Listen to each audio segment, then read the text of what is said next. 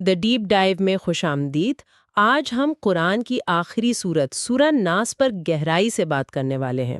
ہمارے پاس اس چھوٹی سی سورت کے تراجم ہیں، تفاسیر ہیں اور کچھ بہت ہی دلچسپ لسانی تجزیے بھی ہیں، اور ہمارا مقصد یہ سمجھنا ہے کہ صرف 6 آیات پر مشتمل یہ دعا اندرونی اور روحانی تحفظ کے لیے اتنی طاقتور آخر کیوں مانی جاتی ہے۔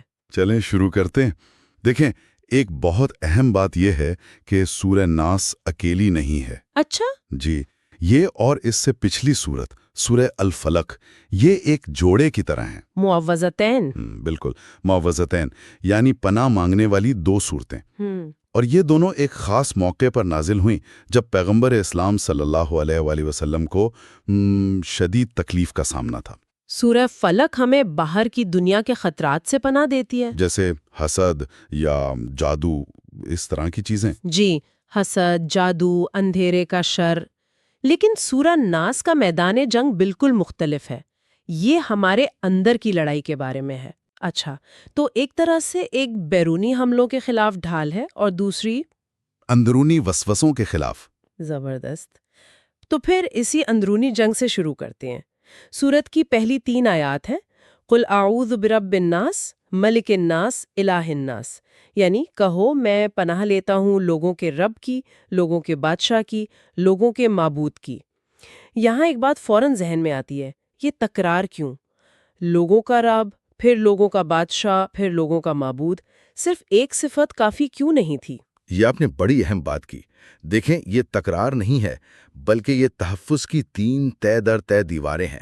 ایک مفسر نے اسے تہری ڈھال یا ٹرپل شیلڈ کہا ہے، اور یہ تشبیہ کیا کمال کی ہے۔ ہر صفت اللہ اور انسان کے تعلق کے ایک بالکل مختلف پہلو کو ظاہر کرتی ہے اور ہمیں ایک خاص قسم کے حملے سے بچاتی ہے۔ ٹھیک ہے، تو اس تہری ڈھال کو کھولتے ہیں۔ پہلی ڈھال ہے رب الناس، لوگوں کا رب۔ اس کا کیا مطلب ہے؟ رب کا تصور بہت ذاتی اور بہت قریبی ہے۔ رب وہ ہے جو پیدا کرتا ہے، جو پرورش کرتا ہے، جو خیال رکھتا ہے۔ بالکل، جو ہر چیز کو بتدریج اس کے کمال تک پہنچاتا ہے، جیسے ایک ماں اپنے بچے کا خیال رکھتی ہے۔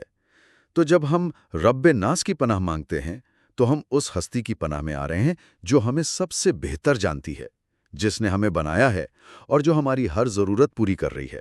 یہ سب سے پہلی اور بنیادی پناہ گاہ ہے۔ یعنی یہ ایک ذاتی اور محبت بھرا تعلق ہے، ٹھیک ہے۔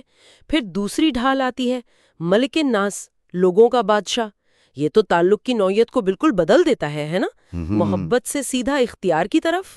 بالکل، ملک یعنی بادشاہ، یہ مکمل حاکمیت اور اتھارٹی کی علامت ہے۔ بادشاہ وہ ہوتا ہے جو قانون بناتا ہے، جس کا حکم چلتا ہے اور جو اپنی رعایا کی حفاظت بھی کرتا ہے۔ تو اب ہم صرف پالنے والے کی نہیں، بلکہ کائنات کے حاکم اعلیٰ کی پناہ میں آ رہے ہیں۔ اور اس کی پناہ میں آنے کا مطلب ہے کہ اب کوئی اور طاقت، کوئی اور باس، کوئی اور حکمران ہم پر غلبہ نہیں پا سکتا۔ ہم ہر خوف سے آزاد ہو جاتے ہیں۔ واہ، پہلے پرورش کرنے والے کی محبت، پھر بادشاہ کی طاقت، اور تیسری اور آخری ڈھال ہے الہ الناس، لوگوں کا معبود۔ یہ ان دونوں سے کیسے مختلف ہے؟ الہ وہ ہستی ہے جس کی عبادت کی جائے، جس سے بے پناہ محبت کی جائے اور جس کی کامل اطاعت کی جائے۔ یہ ہمارا حتمی مقصد ہے۔ تو ترتیب دیکھیں کتنی خوبصورت ہے۔ رب کے طور پر وہ ہماری پرورش کرتا ہے، بادشاہ کے طور پر وہ ہماری حفاظت کرتا ہے، اور معبود کے طور پر وہ ہماری زندگی کا مقصد اور ہماری روحانی منزل ہے۔ اور 7ویں صدی کے عرب کے تناظر میں تو یہ بہت گہری بات ہوگی۔ بہت گہری۔ اس وقت کے تمام جھوٹے خداؤں کو یہ رد کر رہی تھیں۔ قبائلی سردار خود کو رب سمجھتے تھے، کیسر و کسرا جیسے شہنشاہ بادشاہ تھے، اور لات و عزا جیسے بت معبود تھے۔ یہ آیات ایک ہی سانس میں ان سب کو رد کر کے کہتی ہیں کہ حقیقی رب، بادشاہ اور معبود صرف ایک ہی ہے۔ اچھا، تو یہ 3 صفات ایک ناقابل تسخیر قلعہ بنا دیتی ہیں۔ لیکن سوال یہ ہے کہ ہمیں اس قلعے کی ضرورت کس کے خلاف ہے؟ اگلی آیت اسی دشمن کا تعارف کرواتی ہے، اور اس کے نام بڑے عجیب ہیں۔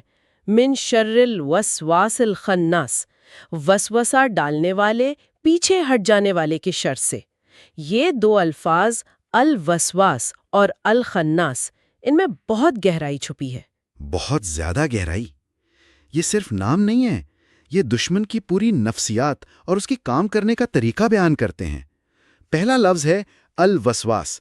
اس کے عربی حروف واو، سین اور سین میں ہی ایک تکرار کا احساس ہے۔ یہ اس شخص یا چیز کو کہتے ہیں جو بار بار چپکے سے دھیمے لہجے میں کوئی بات دل میں ڈالے۔ وسوسہ ایک سرگوشی ہے۔ تو یہ کوئی دھاڑتا ہوا شیر نہیں ہے جو سامنے سے حملہ کرے، یہ تو ایک ایسا خیال ہے جو اتنی خاموشی سے آتا ہے کہ ہمیں لگتا ہے یہ ہمارا اپنا ہی خیال ہے۔ یہ تو زیادہ خطرناک ہے۔ یہی تو اس کی سب سے بڑی طاقت ہے، وہ ہمارے خیالات میں گھل مل جاتا ہے۔ اور پھر دوسرا نام آتا ہے الخناس۔ یہ اس کی سب سے بڑی کمزوری کو ظاہر کرتا ہے۔ خنس کا مطلب ہے پیچھے ہٹنا، چھپ جانا، دبک جانا۔ ایک بہت ہی دلچسپ تفسیر ابن عباس رضی اللہ عنہ سے منسوب ہے کہ شیطان انسان کے دل پر ایک گھات لگائے بیٹھا ہے۔ جیسے ہی انسان غافل ہوتا ہے وہ وسوسہ ڈالتا ہے، لیکن جس لمحے انسان اللہ کو یاد کرتا ہے، چاہے زبان سے یا دل سے، وہ فوراً خنس ہو جاتا ہے، یعنی وہ سکڑ کر دبک کر بھاگ جاتا ہے۔ ایک منٹ، تو آپ کہہ رہی ہیں کہ اس کا نام ہی اس کی کمزوری کو ظاہر کرتا ہے؟ اس کے نام کے اندر ہی اسے شکست دینے کا طریقہ چھپا ہوا ہے کہ وہ ایک وسوسہ ڈالنے والا ہے جو اللہ کا نام سنتے ہی بھاگ کھڑا ہوتا ہے۔ میں نے اسے کبھی اس طرح نہیں سوچا تھا۔ یہ تو بہت طاقتور بات ہے۔ بالکل، وہ ایک خفیہ حملاور ہے جو روشنی سے ڈرتا ہے، اور اللہ کا ذکر وہ روشنی ہے جو اسے بھاگنے پر مجبور کر دیتی ہے۔ اس لیے یہ دو نام اس کی پوری سائیکولوجیکل پروفائل ہیں، اس کا حملہ یعنی وسوسہ اور اس کا دفاع یعنی پیچھے ہٹنا۔ زبردست! تو دشمن کی نفسیات تو سمجھ آ گئی۔ اب اگلا سوال، یہ جنگ ہوتی کہاں ہے؟ اگلی آیت کہتی ہے الذی یوسوس فی صدور الناس، جو لوگوں کے سینوں میں وسوسے ڈالتا ہے۔ یہاں دلوں کے بجائے سینوں کا لفظ کیوں استعمال ہوا؟ اس کی کیا اہمیت ہے؟ قرآنی زبان میں صدر یعنی سینہ صرف دل سے زیادہ وسیع تصور ہے۔ سینہ ہمارے شعور، ہماری سوچ، ہمارے ارادوں اور جذبات کا مرکز ہے۔ یہ وہ جگہ ہے جہاں خیالات آتے ہیں، پرکھے جاتے ہیں اور جہاں کشمکش ہوتی ہے۔ آیت یہ نہیں کہتی کہ وہ ہمارے دلوں پر قبضہ کر لیتا ہے، بلکہ یہ کہ وہ ہمارے سینوں میں یعنی ہمارے شعور کے دروازے پر دستک دیتا ہے۔ یعنی وہ ہمیں گناہ کرنے پر مجبور نہیں کر سکتا، وہ صرف تجاویز دے سکتا ہے، شک پیدا کر سکتا ہے یا خواہشات کو بھڑکا سکتا ہے۔ آخری فیصلہ، وہ دروازہ کھولنے یا بند رکھنے کا اختیار ہمیشہ ہمارا اپنا ہوتا ہے۔ بالکل، یہ ہماری مرضی اور اختیار کا احترام ہے۔ جنگ کا میدان ہمارا شعور ہے، اور اس میدان میں حتمی کمانڈر ہم خود ہیں۔ اور پھر آخری آیت اس جنگ کے تمام کھلاڑیوں کو بے نقاب کر دیتی ہے، من الجنت والناس، سے، جنوں میں سے اور انسانوں میں سے۔ یہ آیت تو پورے کھیل کو بدل دیتی ہے۔ ہاں، یہ بہت بڑا نقطہ ہے۔ اس کا مطلب ہے کہ وسوسہ صرف کسی غیر مری شیطان کی طرف سے نہیں آتا۔ جی، اور یہ اس سورت کی سب سے عملی تعلیمات میں سے ایک ہے۔ وسوسے کے دو ذرائع ہیں۔ پہلا الجنہ یعنی جنات میں سے، یہ وہ ابلیس اور اس کے ساتھی ہیں جنہیں ہم عام طور پر شیطان سمجھتے ہیں۔ لیکن دوسرا ذریعہ الناس ہے، انسانوں میں سے، یہ وہ لوگ ہیں جو انسانی شکل میں شیطان کا کام کرتے ہیں۔ لیکن یہ تفریق کرنا کتنا مشکل ہوگا؟ یعنی کیسے پتہ چلے کہ کوئی دوست محض اپنی رائے دے رہا ہے یا وہ انسانی شیطان کا کردار ادا کر رہا ہے؟ یہ تو بہت نازک معاملہ ہے۔ آپ نے بالکل صحیح سوال اٹھایا، اور اس سورت کی خوبصورتی یہ ہے کہ یہ ہمیں لوگوں پر لیبل لگانے کو نہیں کہتی، یہ ہمیں عمل پر توجہ مرکوز کرنے کو کہتی ہے۔ یہ کہتی ہے کہ پناہ مانگو وسوسے کے شر سے، چاہے اس کا ذریعہ کوئی بھی ہو۔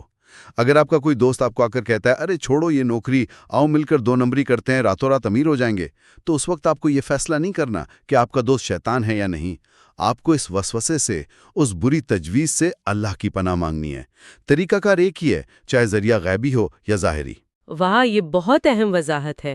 تو فوکس اس بات پر نہیں کہ وسوسہ کون ڈال رہا ہے، بلکہ اس بات پر ہے کہ وسوسے سے خود کو کیسے بچایا جائے، چاہے وہ اندر کی آواز ہو یا باہر کی۔ دفاع ایک ہی ہے، اپنے رب، بادشاہ اور معبود کی پناہ لینا۔ بالکل۔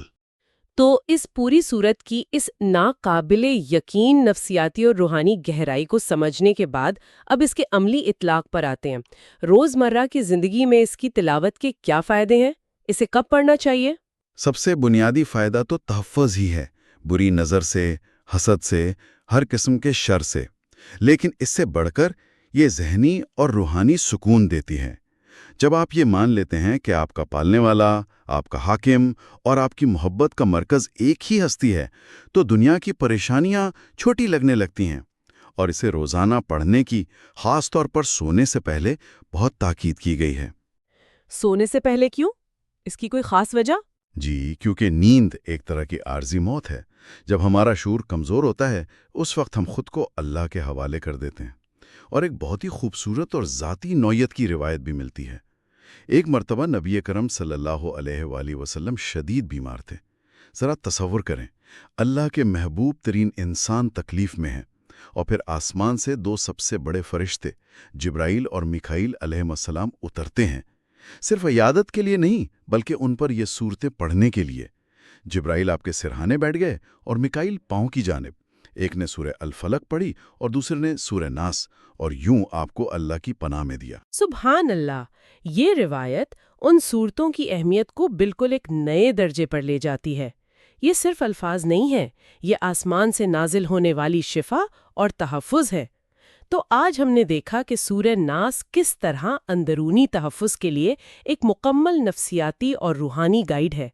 یہ اللہ کی حاکمیت کی تحریری ڈھال قائم کرتی ہے، دشمن کی وسوسہ ڈالنے اور پیچھے ہٹنے کی حکمت عملی کو بے نقاب کرتی ہے، اور ہمیں بتاتی ہے کہ جنگ کا میدان ہمارے سینے ہیں، اور دشمن جن اور انسان دونوں ہو سکتے ہیں۔ بالکل، لیکن جاتے جاتے ایک آخری نقطہ ہے، ایک ایسی خوبصورت سیمیٹری جو پورے قرآن کو ایک دائرے میں مکمل کر دیتی ہے، اور وہ ہے اس آخری سورت کا قرآن کی پہلی سورت سورہ الفاتحہ کے ساتھ ایک آئینے جیسا تعلق۔ اوہ، یہ تو بہت دلچسپ ہے۔ وہ کیا تعلق ہے؟ سورہ فاتحہ میں ہم اللہ کو پکارتے ہیں رب العالمین، تمام جہانوں کے رب، اور یہاں سورہ ناس میں ہم پناہ مانگتے ہیں رب الناس کی، انسانوں کے رب کی۔ تو یہ کائنات سے سکڑ کر انسان پر توجہ مرکوز کرنے جیسا ہے۔ بالکل۔ پھر سورہ فاتحہ میں ہم کہتے ہیں مالکی یوم الدین، روز جزا کے مالک، اور یہاں ہم کہتے ہیں ملک الناس، انسانوں کے بادشاہ، یعنی وقت پر اختیار سے لے کر انسانوں پر اختیار تک۔ زبردست۔ اور اب سب سے گہرا تعلق سورہ فاتحہ کے بیچ میں ہم ایک عہد کرتے ہیں کہ وعدہ، ایاک نعبد، ہم صرف تیری ہی عبادت کرتے ہیں۔